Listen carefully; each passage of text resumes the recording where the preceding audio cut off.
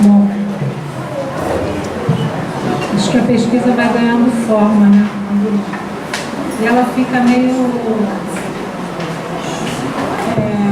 todo mundo fala, a pesquisa da Rosinelli, a pesquisa é da vida, né? Acho que a pesquisa é da escola, é da UERJ, é da vida.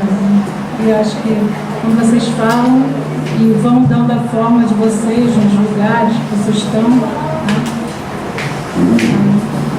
Bom, eu estava aqui, acho que está dando isso. Eu estava aqui vendo que a ideia do texto escrito, gente, é uma proposta metodológica, tá? A gente trabalha com diário de campo, a escrita é peça fundamental na pesquisa. E na pesquisa e na formação. A Renata falou uma questão interessante, que é a diferença para os alunos da UERJ, isso é importante, né? A diferença entre uma bolsa PIBID e uma bolsa PIBIC. É muito característico da coisa. É a bolsa de iniciação à docência e bolsa de iniciação científica, né? Como se fazer docência não é fazer pesquisa. Então, acho que é muito interessante a gente pensar lá. Eu estou aqui reverberando. Mas eu também fiz um pequeno texto, porque como a Marilena lembrou bem, a gente quer abrir para a fala de vocês, e, enfim, senão a gente ocupa muito tempo. O tema da mesa é entre escola básica e universidade, a constituição de outras estéticas. E estar aqui com vocês é muito rico, é uma alegria grande, como eu já disse anteriormente. Mas a palavra entre não é simplesmente um termo ingênuo, ou que poderia dizer uma preposição que indica o espaço de um lugar a outro. Esta preposição essencial, que os professores de português me ajudem, né, indica uma relação entre territórios que são distintos, escola básica e universidade.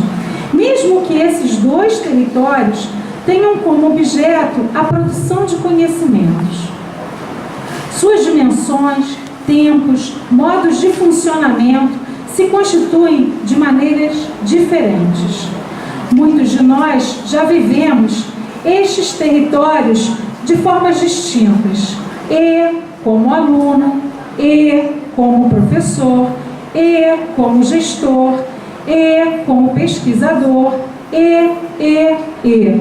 Com isso, destaco que nosso trabalho é com a escola básica, fora da dimensão dicotômica que usualmente acontecem as pesquisas em educação, que separam sujeito e objeto, escola e universidade, aprender, não aprender e etc.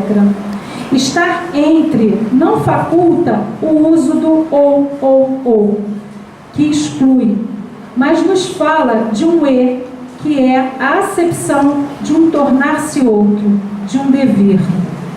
Devir é um termo complexo, que fala da possibilidade de transformação permanente de outras subjetividades em constituição, mas ao mesmo tempo nega a condição de sujeito dado que se dá a conhecer, e também de mundo pré-existente.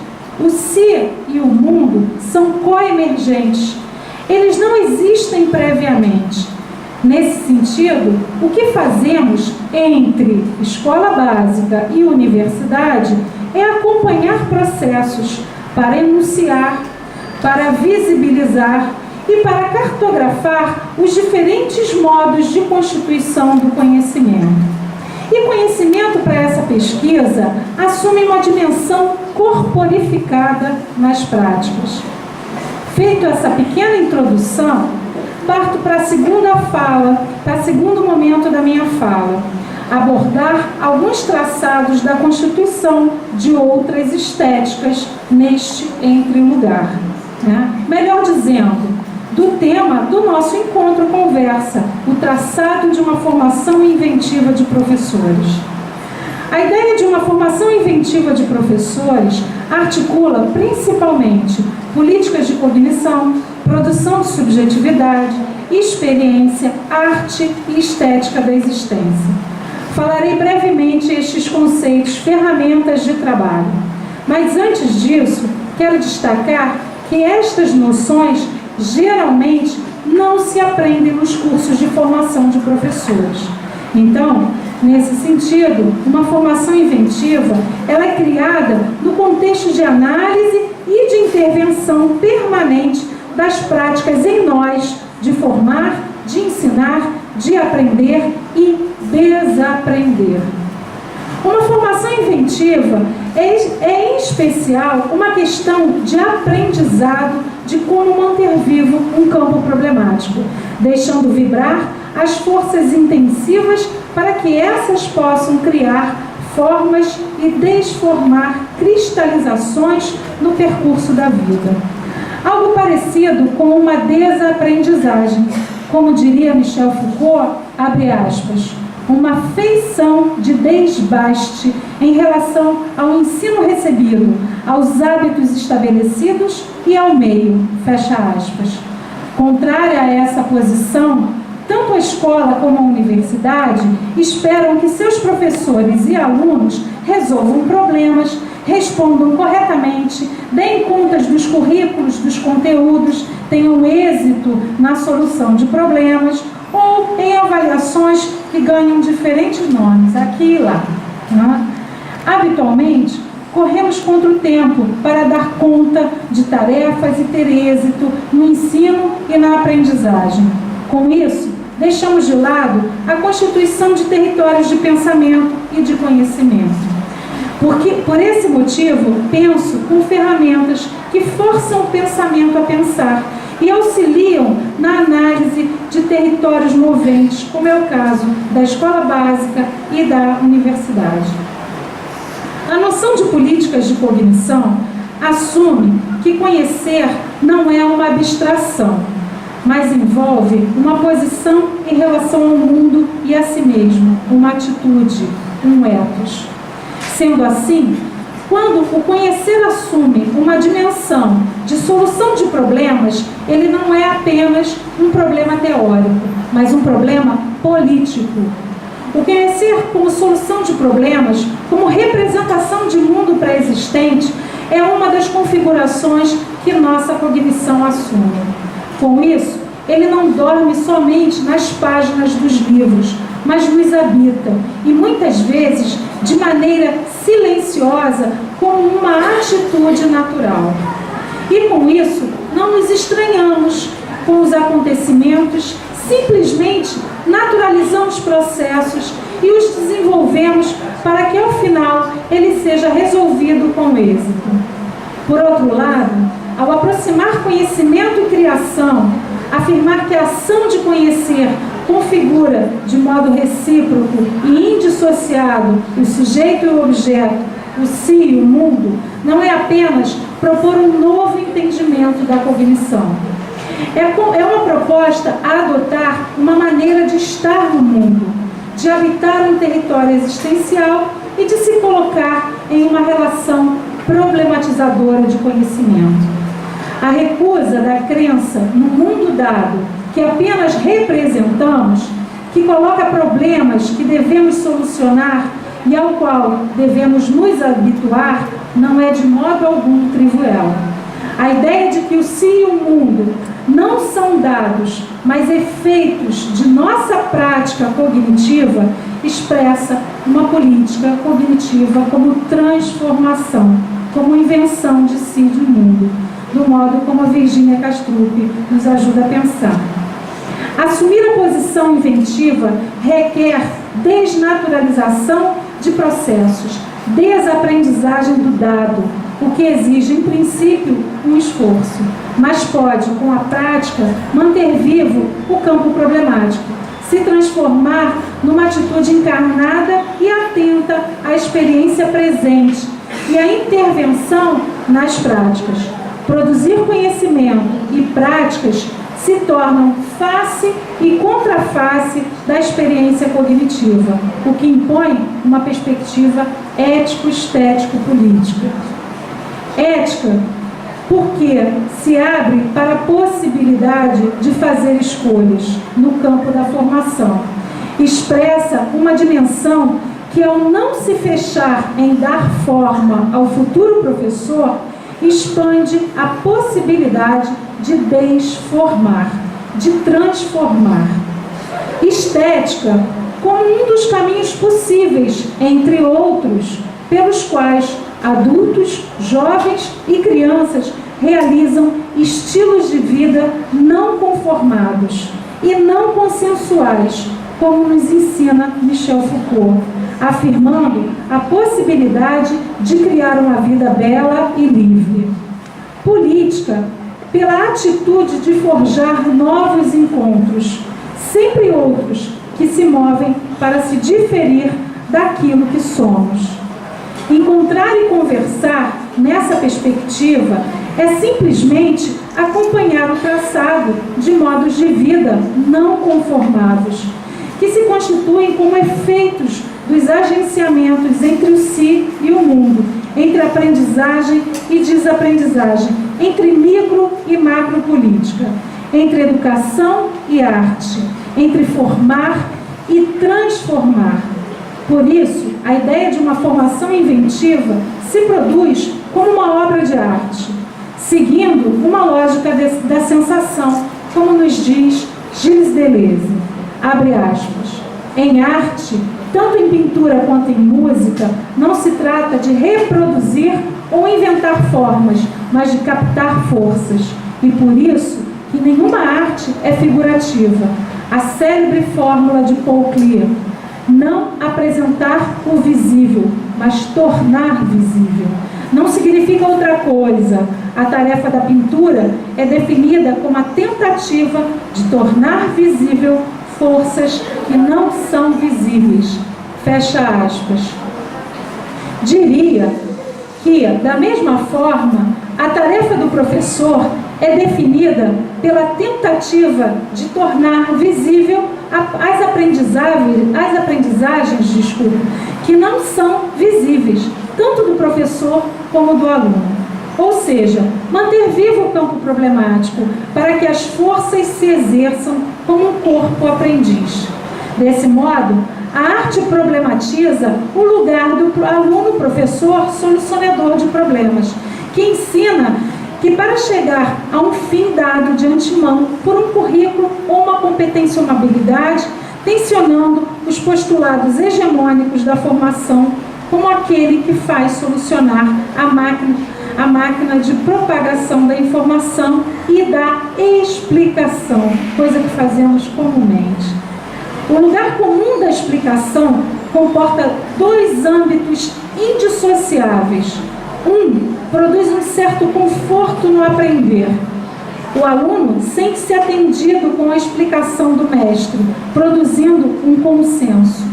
O outro âmbito da explicação freia o esforço do pensamento, pois quando o professor explica, ao mesmo tempo em que ele diz a resposta, ele forja no aluno a impossibilidade de pensar por si mesmo.